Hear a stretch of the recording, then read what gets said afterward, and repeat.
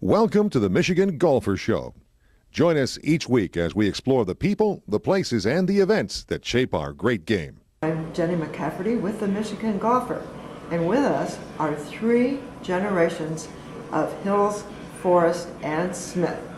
On the left is Shawn Smith, in the middle is Arthur Hills, and on the right is Steve Forrest. Art, we're going to talk about when Shawn came into the firm, because the last time we talked, you talked about Steve. Well, Shawn started with us about 20 years ago,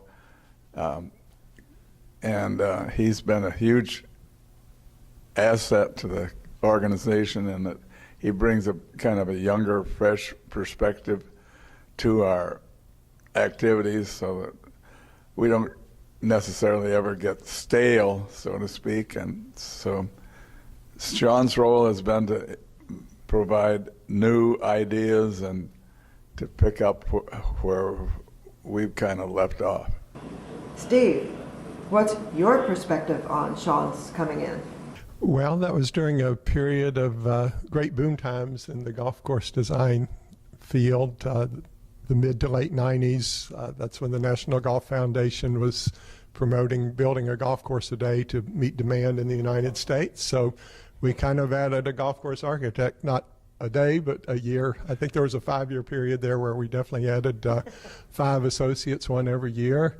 And Shawn was one of the capable members that joined the firm at that time. He had worked construction down in Louisiana, I believe it was, and had the skills in landscape architecture that we needed. So it only made sense to bring him on board. He's a talented young guy then and still pretty talented today. Shawn also was a very good golfer. He knows the game quite well. He's probably the best golfer in the firm.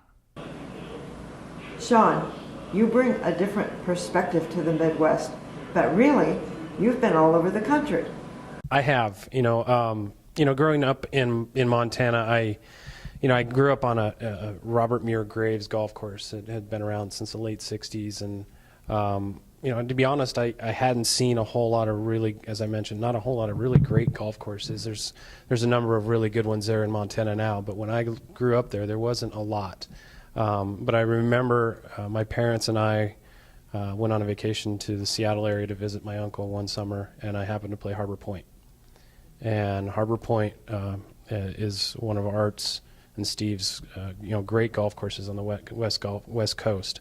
And that was my first introduction to the Hills, the Hills brand and the golf courses. And I was kind of struck at that time and interested because it was one of the first really good golf courses that I saw, and beautiful setting right on Puget Sound. And when I started looking to get into the industry, I always had it in the back of my head that the Hills name was synonymous with good golf course architecture. I grew up in Montana, born and raised. I went to school at Washington State University, where after I graduated, as Steve indicated, I went to construction and spent a little bit of time in Mississippi and a little bit of time in Louisiana, at which point I packed up everything I owned and moved up to Toledo, Ohio to start this journey. So tell us, among the work you've done, one of the first courses you've designed. I remember early on, one of the very first visits that I ever made to any course was with Arthur, and it was Oakmont Country Club. And I remember just kind of being in awe. Coming from Montana, there's not at that time there wasn't a lot of great golf courses, and walking into Oakmont was just somewhat of a spiritual moment for me. I remember calling my parents when I sat down. We stayed in the gatehouse that night, and I remember cell phones had just really started coming about, and I remember calling my parents and saying, "Mom, Dad, you're not going to believe where I'm at." And it's been a fun ride. I've seen a lot of really tremendous golf courses in that time, and that's one memory that really kind of sits with me over the past 20 years. And I'm grateful for the opportunities that Arthur and Steve have given me, and I wouldn't have had that otherwise. Especially when you can find some great land right on the water. Actually, that's a hallmark of your work, Art, isn't it? You found some great properties on the water. Well, it really helps when you got a good piece of land to put a golf course onto. Yeah, it makes a huge difference. to have a beautiful piece of land such as that right against Puget Sound. Yeah. Steve, you can talk about that some too, can't you? Well, certainly, I think of courses such as Bay Harbor or Half Moon Bay.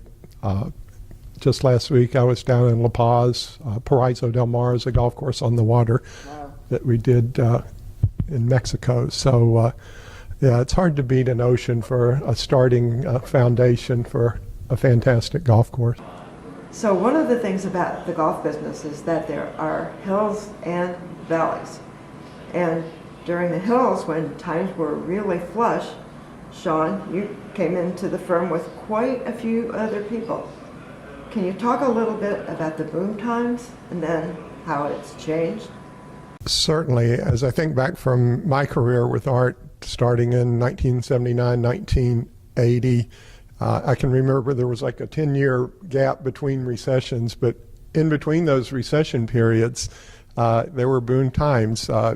Mike Dasher was probably the first associate after me. He went on to become an ASGCA member, American Society of Golf Course Architects. Following him, I think we had 12 additional members of the American Society of Golf Course Architects that grew up under the Arthur Hills tree. Arthur and I were both blessed to be presidents of the national organization at one time or another. So that points to a body of work, because you don't just pay your money and become a member. You have to have it's an experience-based organization where you have to have designed 5 new golf courses, design them and seen them through construction. So if you just multiply 5 times 12 or 13, we're at 60, 65 golf courses right there out of the 200 are represented in the ASGCA membership. That's a lot of plaid jackets. It's a lot of red. That's exactly right. It's a lot of plane rides. Yeah. A lot of travel. That's a very good point. I remember the days when they had a contest out at the Toledo Express Airport. The traveler who went the most miles or made the most flights would win a prize, probably a suitcase or something like that. And Arthur, they had to change the rules so that Arthur didn't win it every month, because I remember a news clip once where they showed Arthur Hill's travels for a week, and it looked like a star if you do a map of the United States. Pretty funny. Yeah, I think I traveled about 4 days out of 5, week after week after week for several years. You must like finding new places. Home away from home on the road, yeah. Yeah. I remember Art's been asked what you need, what skills you need as a golf course architect, or what ingredients, and he always would say an accommodating family, and that's certainly true, because it is a job that takes you away from home a good bit. Well, I did so much work in the Naples, Florida area that I was at a meeting down there of golf course architects, and Pete Dye was in charge of the meeting, and he introduced me as the mayor of Naples. Yeah. That's a pretty nice community to have an honorary title for, isn't it? It is. I was fortunate to get many opportunities in that area. Initially, when it started out, I would get job after job through a local engineering firm, and I didn't advertise that I was getting this work. I didn't want other architects to even know that we were working down there. And we probably did 7 or 8 jobs before anybody recognized that this was really a strong market. He'd come back from a visit down there, and he'd kind of slump over the desk and say, well, Bill Vines, that land planner, gave me 2 more jobs when I was down there, so we better hire another person, I think. So along the way, Shawn, you were one of the ones who came in during those boom times, but also, as the boom times settled down, you were the last man standing.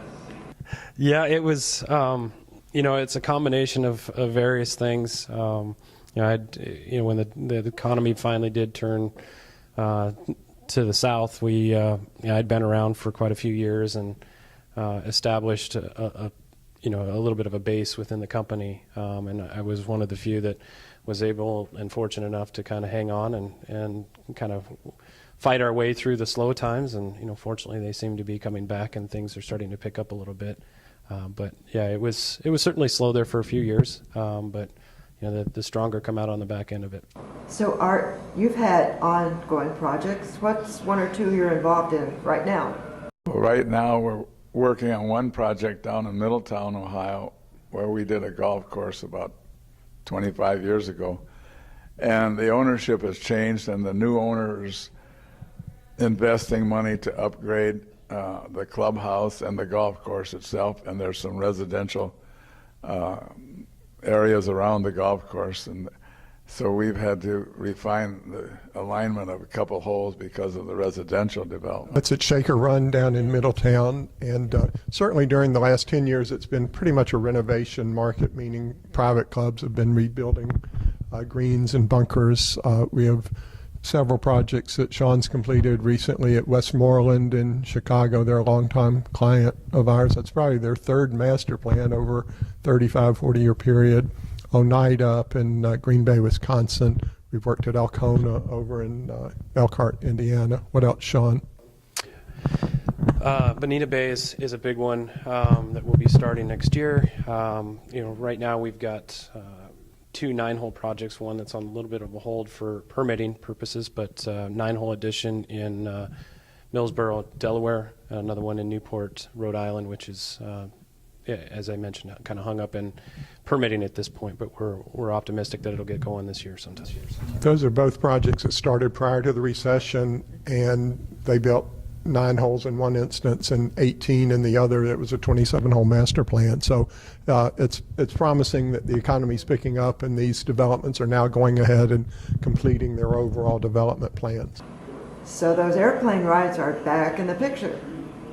Yeah, that Newport, Rhode Island golf course is a beautiful 18 holes existing, and now they're adding 9 more with the thought of developing real estate around the additional 9.